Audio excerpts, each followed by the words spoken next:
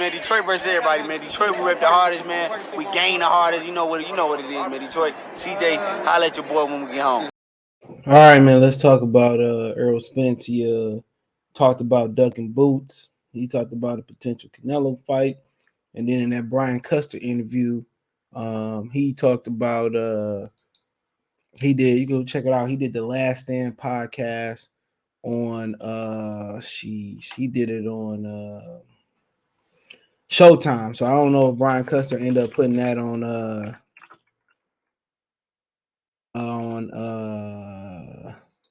I don't know if he did. He ended up putting that on his actual podcast, which he didn't. So you can find that. Just go to the show sports. I think it's Showtime. Let me see. Y'all know what I'm talking about. You see the weigh-ins. Yeah, Showtime. Showtime Sports YouTube page and to be on there.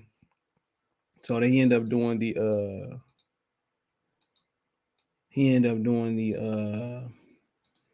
podcast over there. And he also did the video call the other day. So he talked about real quick. One thing that caught my ear was he said that the Pacquiao fight was going to take him to superstardom level. If I remember correctly, he said that fight was He said that fight was going to be like Terry Norris, Sugar Ray Leonard, Oscar. I think he said Oscar De La Hoya, Floyd Mayweather. That fight was going to be the fight that take him to superstardom versus Manny Pacquiao. Okay. He said that was going to be his De La Hoya. That was going to be his Terry Norris, Sugar Ray Leonard. That was going to be, kind of, an Oscar fought Chavez, even though, it did more harm than foul, for him with Mexicans. But he was already a Mexican American, so he kind of looked at him funny anyway. But he said that was going to kind of be his fight where he jumped up in popularity. And I just don't think so. Everybody just see Terry Norris, Sugar Ray Leonard. People just see Floyd and Oscar De La Hoya. Who else? I mean, you had a few of them back in the day. People just see what Roy Jones become, which Roy Jones could have did way bigger pay-per-views had he signed with a promoter, but he went the independent route and just went straight to HBO and got a deal. And that was a lot of the reason why a lot of people, Harold Landerman and Larry Merchant was hating on them and all that type of stuff. But that's a topic for another day. But he thought that was just going to be the fight that just carried him to superstardom. And like I said before, you look at Bernard Hopkins' career, use it for example, there wasn't one fight that carried Bernard to superstardom. It was an accumulation for Bernard. Look at Floyd. People just look at Oscar De La Hoya and the job done there, but it was accumulation. It was, everything he did at 30. Most people consider him the best super featherweight of all time. He up there, you know what I'm saying, for sure. What he did at lightweight, what he did when he fought, what was it, Henry Brussels, what was my man's name in Miami, where nobody came, and when he fought him from Florida always got the worst fucking luck in Florida. But Florida, especially South Florida, don't care shit about no damn boxing. You go to Florida, it's just too much shit going on. I'm surprised they end up getting a basketball team, football team. You know what I'm saying? Because high school football, chicks down there. Yeah, Henry Brussels, he fought him at the American Airlines Arena in Miami, where the Heat play, I believe. And didn't nobody show up to that fight or nothing like that. It was the accumulation for Floyd. And when you look at Floyd's resume, all of this shit counted. Fighting Castillo, fighting Diego Corrales, fighting Emmanuel Augusta, all this happened. Chop, you know what I'm saying? He fought Gotti, Shara Mitchell, Zab Judah, Carlos Baldomir, then Oscar De La Hoya. Had he not did none of this shit, most of them, he did none of these big fights, then it wouldn't have been no De La Hoya wouldn't have mattered as much. He probably wouldn't even got a De La Hoya fight. All that mattered, bro. You look at Terry Norris, which I believe when Terry Norris had beat Sugar Ray Leonard,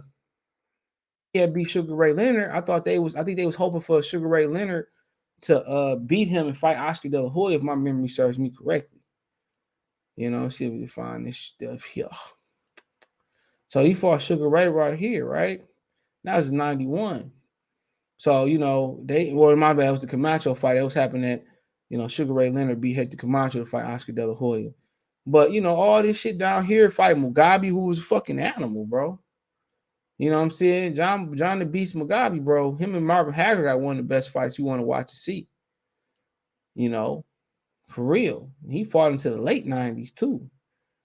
Yeah, Terry Norris, beat him. You know what I'm saying? But Mugabe was a motherfucker, bro. He's somewhere on here that down here he had fought Hagler right here. In 86, and that was a hell of a fight. Hagler had to put that boy down, you know. So I mean, it was, so Terry Norris, he had to have some fights in there. Sugar Ray Leonard, yeah, like Ray Leonard was a name. You know what I'm saying? He had some losses before he got there too. You know, but lost to Julian Jackson. People talking about, yeah, this nigga he lose, it's over with. That's just a train of mine. He lost in 2 rounds to Julian Jackson. Came back, beat Mugabe, beat Ray Leonard, beat Donald Curry. I mean, shit. It's just not that one fight. In my opinion, it's just not that one fight. And and I don't think he got them fights that the Pacquiao fight would have took him to a different stratosphere. He had Mikey, he had Sean, but I just don't think he had the accessibility, bro.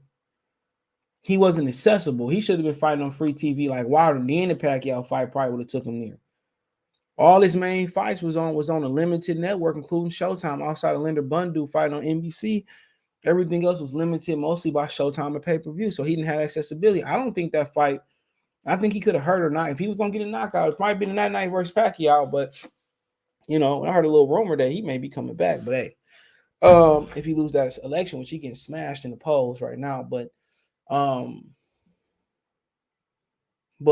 I said before, I don't think that fight would have took him to a different stratosphere. I think along with probably fighting Terrence Crawford, that probably would have took him to a different stratosphere, took him to like, superstardom. But like I said before, man, just a Pacquiao fight is difficult to say. Even though Broner and Keith Thurman lost, Keith Thurman, even though he waited a long time, he came back and did 30,000 pay-per-views.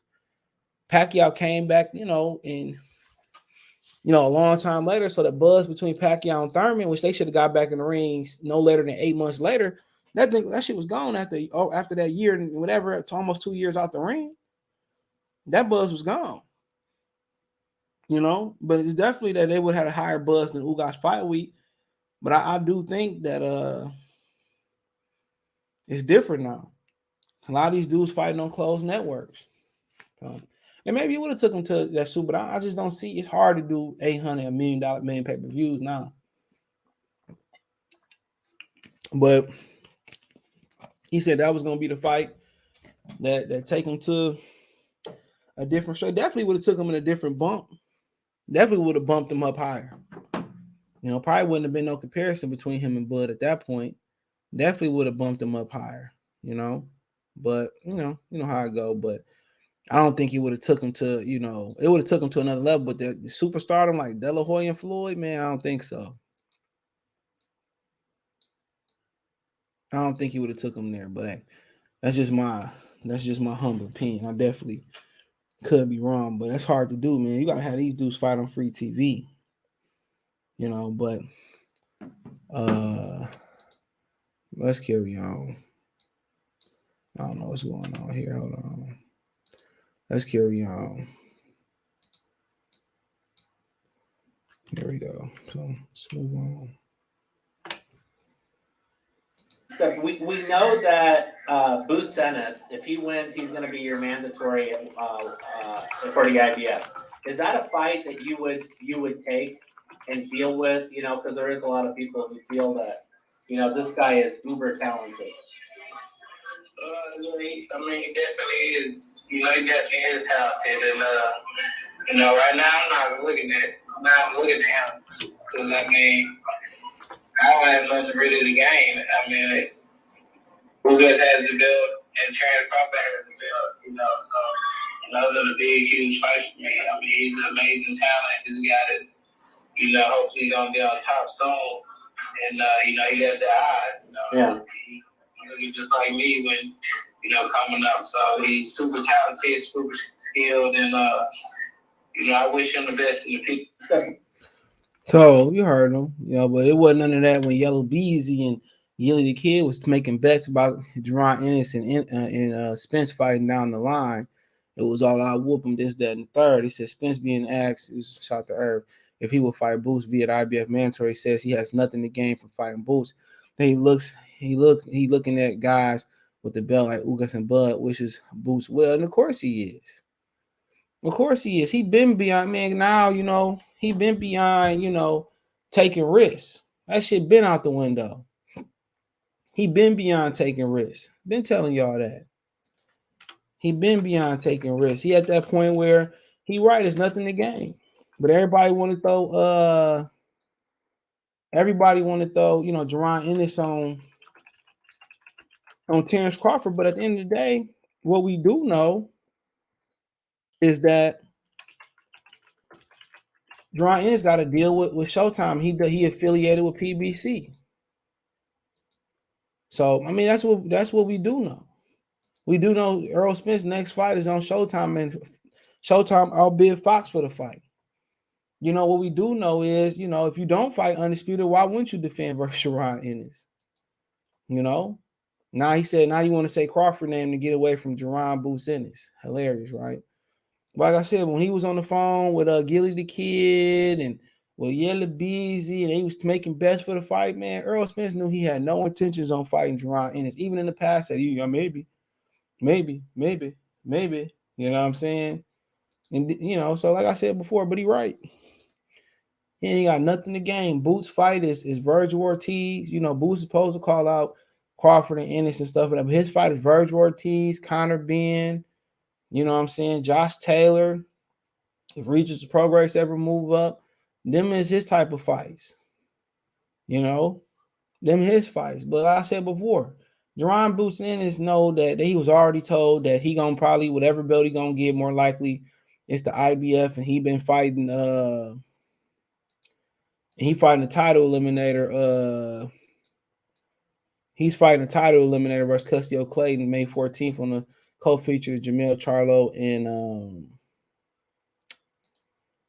Castanos in the rematch, right? He already been told what the plan is. He already been told what the plan is. So that I don't think that really matters. He been told what the plan is. So I mean, he already know he not fighting Spence. He gonna probably get a belt that's been vacated, and he going for the IBF and this, that, and the third. So he already know what the deal is. So all that calling out and doing that, man, that shit just for clout. Or he just trying to bait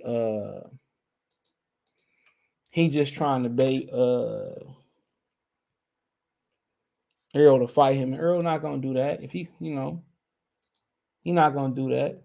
So it's not gonna happen. So that is what it is on that standpoint of view. But I mean, we all know he wasn't gonna fight him. So and nor should we expect for him to fight him, right? So and also he talked about basically he said he going to 54, and that's it. He did say he would go to 160 pounds, the money, right? But basically he said in the interview, I think it was with Brian Custer, or no, it was the media call with on Fight High, where he said that he has no, he basically, he said that 54 is it for him.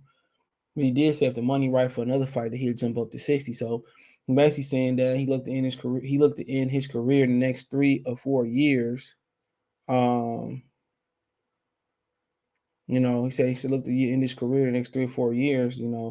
But he said it's still dependent on it's dependent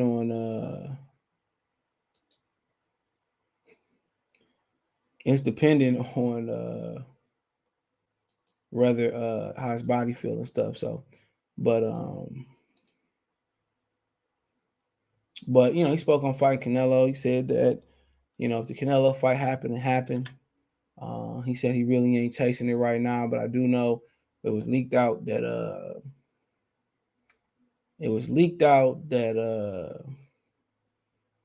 that he was part of that supposed 3-fight deal that Canelo agreed to and reneged on.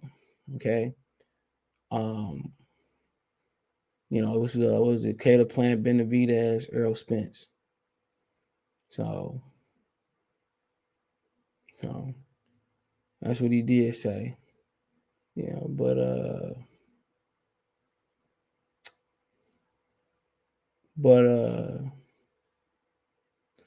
he says that's not something I'm worried about, said Spence when asked his thoughts on the fight against Canelo Alvarez. He 175 pounds and has 6 or 7 guys chasing behind him.